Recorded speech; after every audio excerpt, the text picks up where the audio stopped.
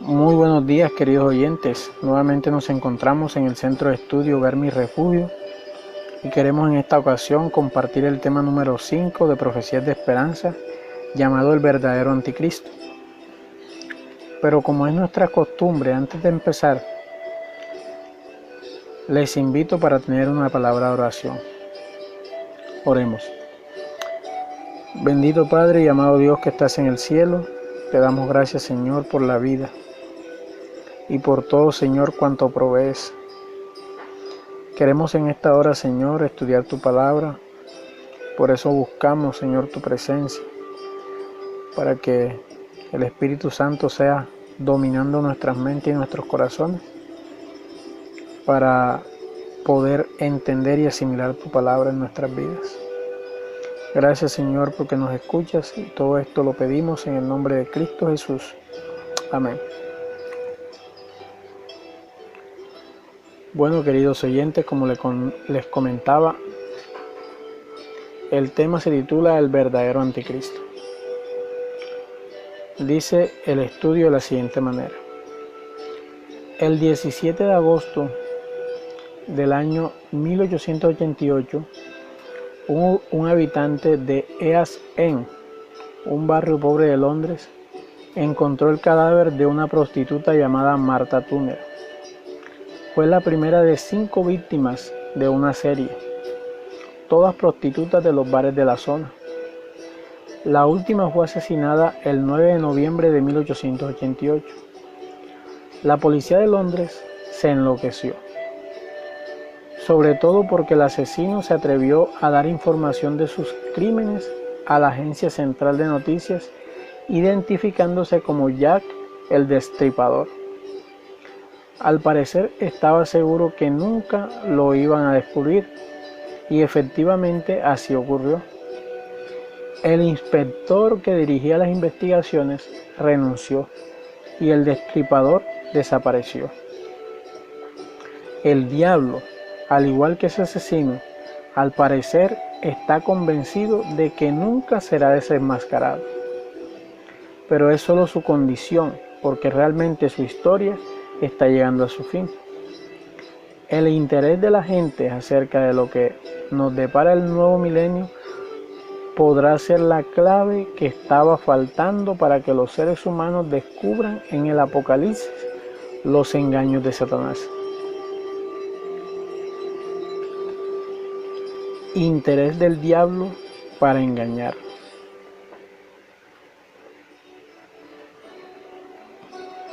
La Biblia dice: hijitos, ya es el último tiempo, y según vosotros oísteis que el anticristo viene, así ahora han surgido muchos anticristos.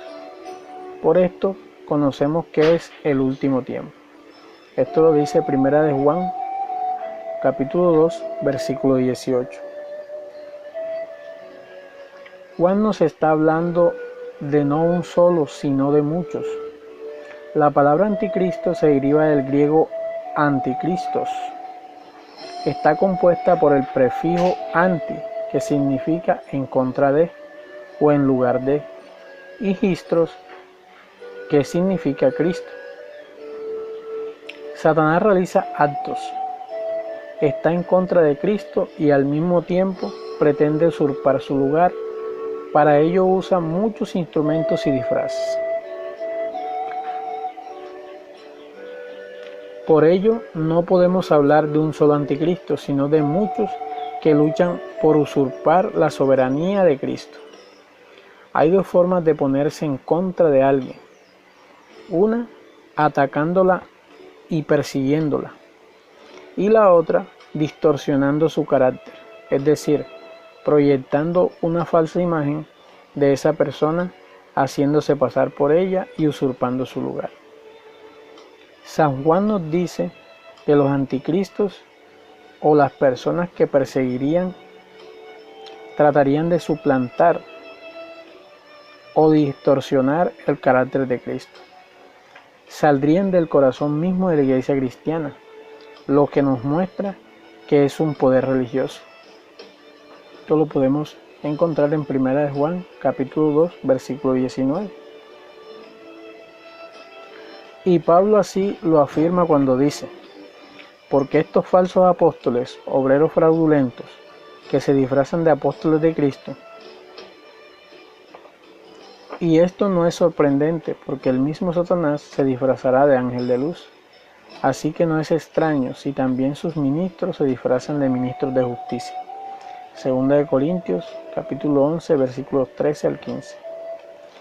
De este pasaje entendemos claramente que Satanás usa algunos poderes religiosos y líderes religiosos influyentes para distorsionar el carácter de Cristo.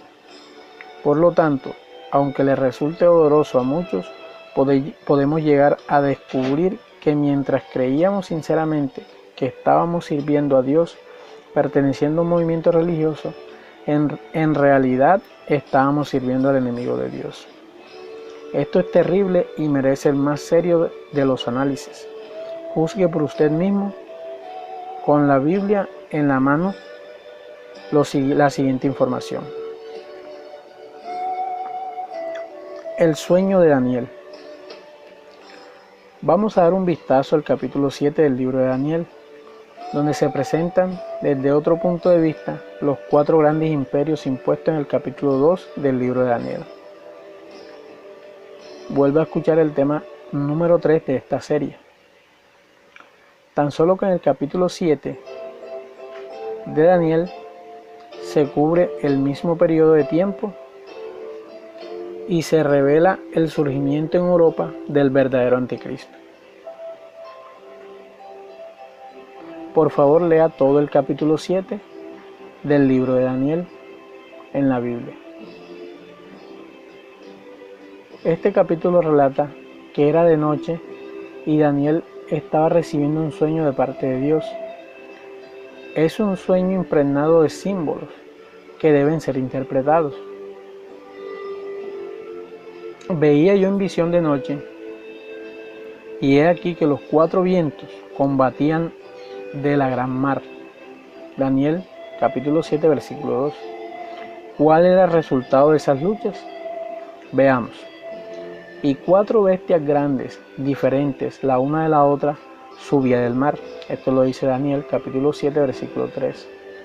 Ahora permitámosle a la Biblia interpretarse a sí misma.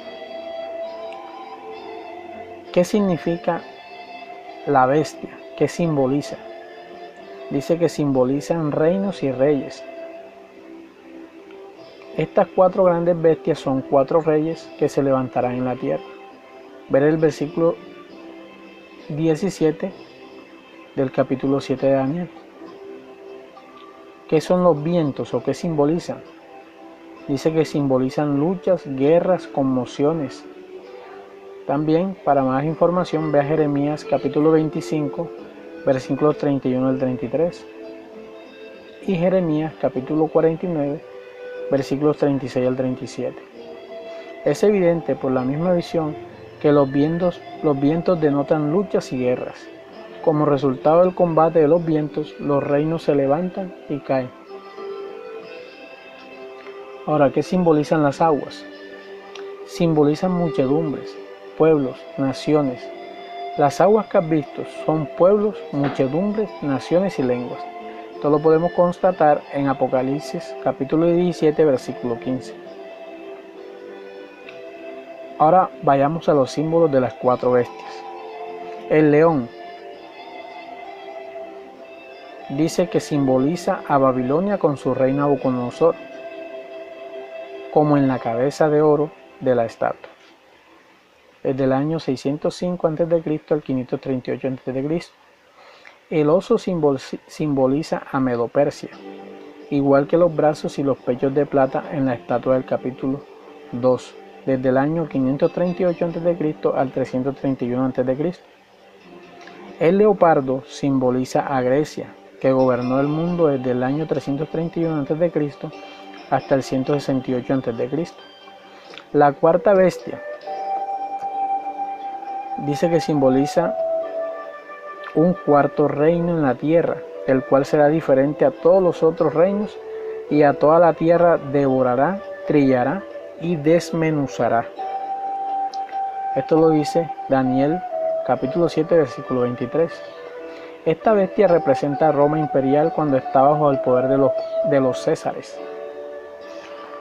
Bueno, ahora vamos a leer acerca del surgimiento del anticristo. La cuarta bestia, que era Roma imperial, tiene 10 cuernos. Y los 10 cuernos significan que de aquel reino se levantarán 10 reyes. Esto lo podemos constatar en Daniel capítulo 7, versículo 24. El imperio romano fue fragmentado en 10 reinos después del año 476 después de Cristo. Estas 10 divisiones dieron origen a los estados europeos y representan lo mismo que los pies de hierro y barro de la estatua de Daniel 2. ¿Qué cambio vio Daniel que se produjo en estos cuernos? Note que lo que dice en el pasaje bíblico, mientras yo contemplaba los cuernos, he aquí que otro cuerno pequeño salía entre ellos, y aquí que este cuerno tenía ojos como de hombre y una boca que hablaba grandes cosas. El cuerno pequeño, este poder que haría caer 3 poderes más, a saber, a los érulos, vándalos y ostrogodos, era el papado. De entre ruinas de la Roma política se levantó el gran imperio moral en la forma gigantesca de la Iglesia romana. Bajo el imperio romano, los papas no tenían poderes temporales, pero cuando el imperio romano se desintegró por las invasiones bárbaras, la Iglesia católica romana no solo llegó a ser independiente de los estados en asuntos religiosos, sino también en tener autoridad en asuntos seculares. Veía yo en mi visión de noche, y he aquí que los 4 vientos combatían en la gran mar. Ahora, 10 características que identifican al papado con el cuerno pequeño. 1. Se levantaría entre 10 cuernos, o sea, que este poder surgiría en Europa, y el papado surgió en Roma. 2. Surgiría después de los 10 cuernos. Las raíces del papado estaban ahí, pero llegó a la prominencia y al poder después que Roma se dividió. 3. Arrancaría 3 cuernos o reinos. Los 10, los érulos, vándalos y ostrogodos, fueron desarraigados porque se oponían a las enseñanzas y pretensiones de la jerarquía papal. El último de ellos, los ostrogodos, fueron destruidos en el año 538 después de Cristo. 4. El cuerno pequeño sería diferente de los otros. Era una mezcla de la religión y política que en la Edad Media persiguió a los santos. 5. Tendría poder de gobernar. Era el Papa quien ponía y quitaba reyes en el pasado. 6. Hablaba palabras contra el Altísimo. El Papa León XIII dijo: nosotros, el Papa, asumimos en la tierra el lugar del Todopoderoso. La Enciclopedia Católica dice: esta autoridad judicial incluye aún en el poder de perdonar pecados. Además reclama para sí el título vicario del Hijo de Dios y el Señor Dios, el Papa. 7. Haría guerra a los santos de Dios. Durante la edad oscura de la persecución papal, innumerables millones murieron en la horca, la estaca, por la espada, en calabozos y otras torturas. 8. Pensaría en mudar los tiempos y la ley. Si lee los 10 mandamientos en el catecismo, verá que el segundo mandamiento fue quitado, el 10º fue dividido en 2 y el 4º ha sido cambiado. Compare con Éxodo capítulo 20, versículos 8 al 17. 9. Su supremacía sería en el año 1260 o en 1260 años. El papado gobernó el mundo desde el año 538 después de Cristo hasta el año 1798. 10. perdería el poder. En el año de 1938, el general francés Berthier tomó prisionero al Papa, quien murió en el exilio. Por todo lo descrito anteriormente, el papado es el poder en la tierra que toma el lugar de Dios y es el verdadero anticristo. Muchas gracias, queridos hermanos, por escucharme y nos veremos en una próxima oportunidad. Dios les bendiga.